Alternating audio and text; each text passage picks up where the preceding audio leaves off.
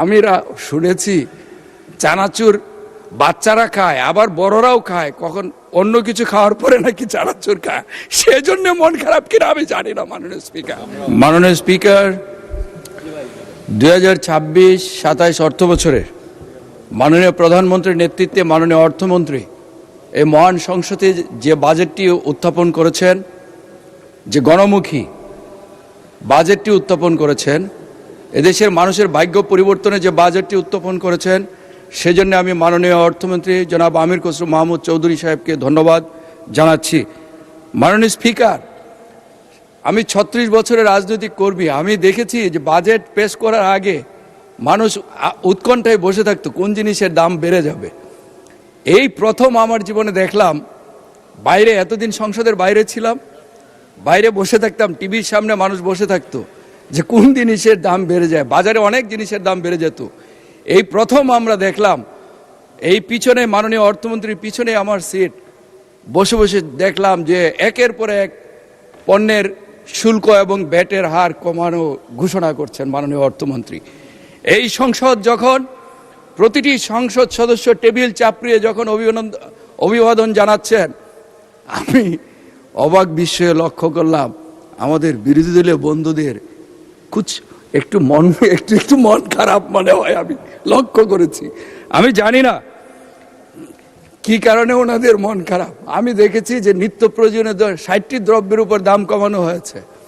বাজারে আমি নিজে বাজার করি মাননীয় স্পিকার, আমি বাজারে গিয়েছি, বাজারে কোনো জিনিসের দাম বাড়ে নাই।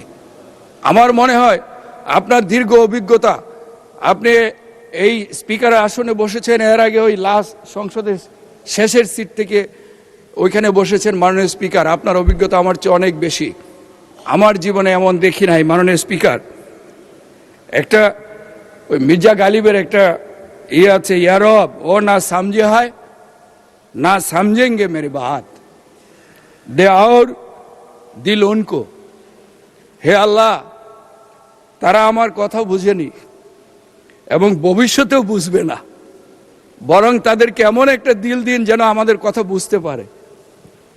আমার একটি আমরা দেখেছি দুটো জিনিসে আমরা দেখেছি দাম বেড়েছে মাননীয় স্পিকার, একটা হলো সিগারেট আর একটা হলো মদ।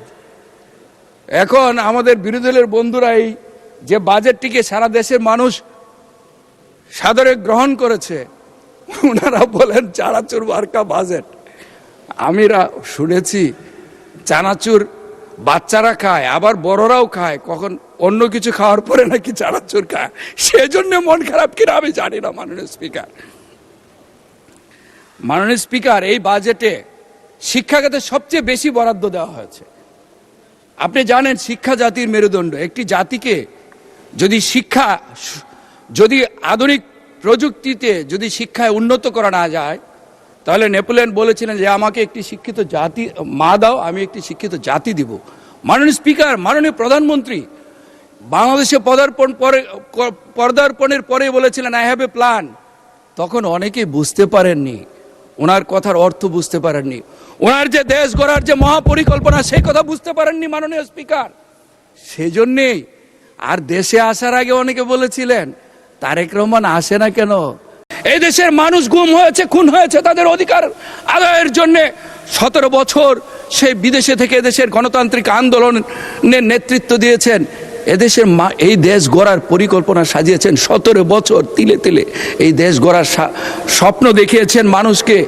আপনি লক্ষ্য করে দেখবেন মাননীয় স্পিকার, আমরা জুলাই যুদ্ধ করেছি, আমি নিজেও করেছি, আমাদের এইখানে যারা আছেন অনেকে এই জুলাই যুদ্ধ করেছেন, আমাদের সন্তানেরা করেছেন, কিন্তু অনেকে এই জুলাই চেতনা বিক্রি করেন মাননীয় স্পিকার।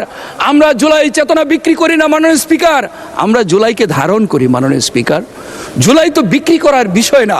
যারা জুলাই চেতনা বিক্রি করেন তাদের প্রতি একটি অনুরোধ জানাবো, অনেকেই রিক্সায় চড়তেন, এখন প্রাডো গাড়িতে চড়েন আর জুলাই চেতনা বিক্রি করেন। আমি একটা অনুরোধ করব মাননীয় স্পিকার, আমি যে গাড়িতে চড়তাম সেই গাড়িটি নির্বাচনের সময় মাননীয় স্পিকার অবস্থা খুব খারাপ হয়ে গেছে, আমি এখনো সেই গাড়িতেই চড়ি। আপনি যারা এই জুলাই চেতনা বিক্রি করেন মাননীয় স্পিকার, আমি অনুরোধ করব ওনারা আগে কিসে চড়তেন, এখন কিসে চড়েন, কোন বাসায় থাকেন, ওনারা মাঝে মধ্যে লাইভ করেন, কোন বাসায় থাকেন একটু লাইভ করলে এই জাতি দেখতো ওনাদের কি এখন আগে কোথায় ছিলেন, এখন পরিবর্তনটা কিরকম হয়েছে। মাননীয় স্পিকার, এই বাজেটে স্বাস্থ্য খাতে সবচেয়ে বেশি বরাদ্দ দেওয়া হয়েছে। মাননীয় স্পিকার, শিক্ষা, স্বাস্থ্য, অবকাঠামো, আপনি দেখবেন সামাজিক সুরক্ষা খাতে সবচেয়ে বেশি বরাদ্দ দেওয়া হয়েছে। মাননীয় স্পিকার, আমরা আমাদের মাননীয় প্রধানমন্ত্রী বলেছেন আমরা সিঙ্গাপুর কানাডা নয়, আমরা এই দেশটিকে সিঙ্গাপুর কানাডা বানাতে চাই। মাননীয় স্পিকার, এই বাজেটে বিনিয়োগকে সবচেয়ে বেশি প্রাধান্য দেওয়া হয়েছে।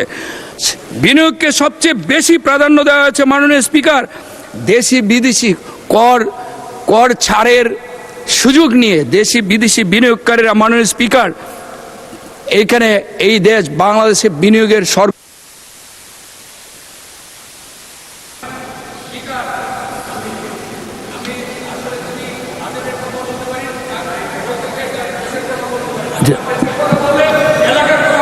আচ্ছা 2 মিনিটে শেষ করেন। মাননীয় স্পিকার, আমাকে একটু 5টা মিনিট সময় বাড়িয়ে দেন। আপনার হুইপ দিয়েছে। মাননীয় স্পিকার, মাননীয় চিফ হুইপের প্রতি অনুরোধ করব আমাকে 5টা মিনিট সময় বাড়িয়ে দেন। মাননীয় স্পিকার, সঠিক নেতৃত্ব, দূরদর্শী নেতৃত্ব একমাত্র তারেক রহমান, শহীদ জিয়াউর রহমানের ঔরসজাত সন্তান। উনি মুক্তিযুদ্ধের পর আমরা যেরকম মুক্তিযুদ্ধ ধারণ করি, আমরা জুলাই ধারণ করি, মুক্তিযুদ্ধে মহান স্বাধীনতার ঘোষক শহীদ জিয়াউর রহমান যখন এদেশের দায়িত্ব নিয়েছিলেন, এই দেশটিকে অর্থনীতির মুক্তির জন্য উনি এই দেশটিকে দেশপ্রেমের যে উজ্জ্বল সততা আদর্শের উজ্জ্বল দৃষ্টান্ত স্থাপন করেছিলেন।